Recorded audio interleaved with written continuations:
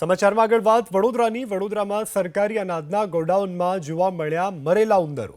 ભૂતળી ચાપા વિસ્તારમાં આવેલા સરકારી અનાજના ગોડાઉનમાં ઘઉં અને ચોખાનો 300 ટન જથ્થો રખાયો છે, પરંતુ યોગ્ય રીતે જાળવણી ન કરાતા ગોડાઉનમાં મરેલા ઉંદરો જોવા મળ્યા।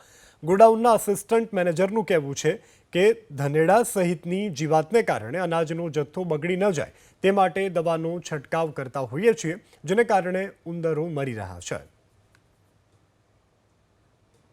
અનાજ નથી સર્યું, એમાં અમારો બે મહિનાનો જથ્થો હોય ને રોટેશનમાં હોય છે।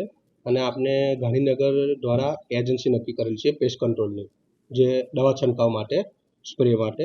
એ સમયસર આપણે 7 દિવસે 10 દિવસે આપણે એનું દવા છંટકાવ કરતા રહીએ છીએ સમયસર। આજે પણ સવારની 10 વાગ્યાની ગાડી આવી છે, એટલે એનું કામગીરી ચાલુ જ છે।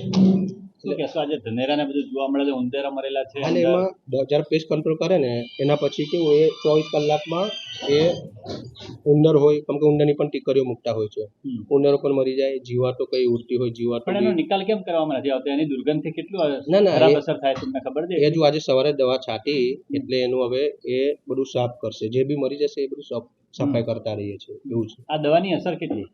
દવાની અસર હાલ અનાજ ઉપર આરોગ્ય માટે કઈ, કેમ કે એ પ્રમાણસર જે દવા જે એમને નક્કી કરેલા હોય ધારાધોરણ એ પ્રમાણે